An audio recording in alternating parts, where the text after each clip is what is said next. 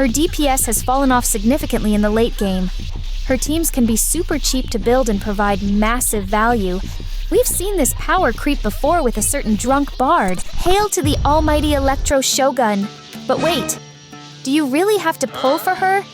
Let's break down why you should not pull Raiden Shogun in 2024. Or maybe you should. I'm an AR60, Day 1 player, playing Genshin for over 1,000 days. And here's my perspective on the almighty Shogun. Let's talk about the cases where you actually need Raiden. Firstly, she is extremely useful for early game and low AR players. Her teams can be super cheap to build and provide massive value, especially in the early stages. One great example is her Hyperbloom team. You just need some EM pieces on her and 3 unbuilt characters.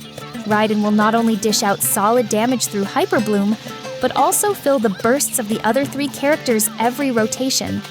This makes your life so much easier, allowing you to clear enemies you wouldn't be able to with that level of investment.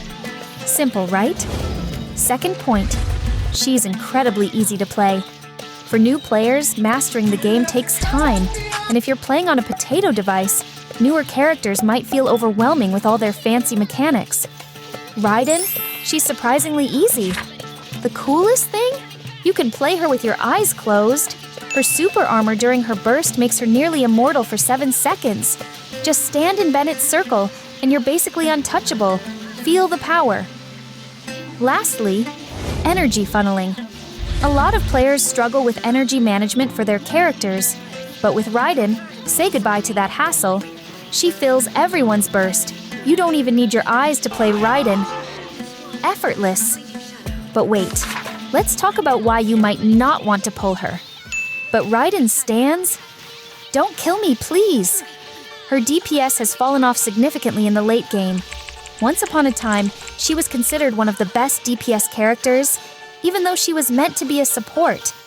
But today, when a random surfboard lady can deal more damage in one normal attack than Raiden's burst, you've got to wonder, is she still the one? If you're pulling just to flex damage screenshots to your friends, you might want to wait for Arlecchino.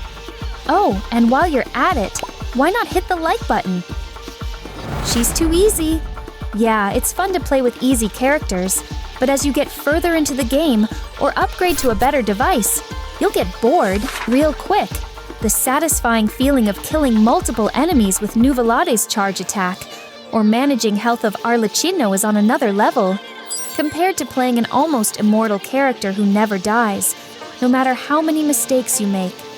Her battery power is still unmatched, but newer characters have complicated burst mechanics. Think of Nuvolette, Clorinde, Arlecchino, or even Kinich and Mualani. They all rely more on their skills and normal attacks than their bursts. So, where does Raiden fit into this new meta? How do you use her with them?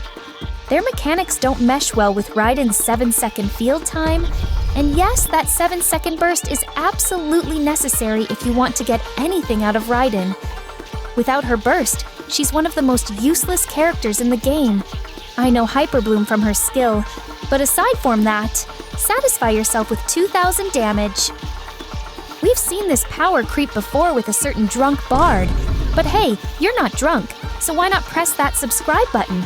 Let's see if we can hit 100 subscribers before the month ends. If you're still thinking about using her with jungling, here's something you should know. Jungling can be played with almost anyone, and you probably won't even need Raiden anymore if you've pulled one of the newer characters, or even chilled. Feel free to debate with me in the comments if you agree or disagree with any of these points.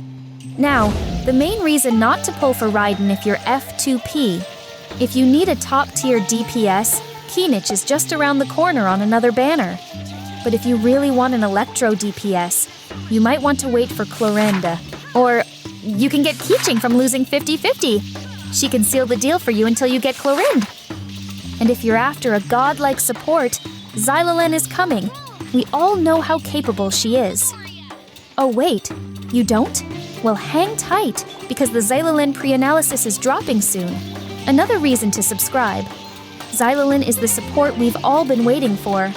With her multiple elemental resistance shred, she's ready to shake up the meta. After all that, you've got to remember, she's the Electro Archon. So if you're collecting all the Archons, or if you just love her as your waifu, then she's a must-pull. But if you already pulled for Kinich, this video is tailor-made for you. See ya!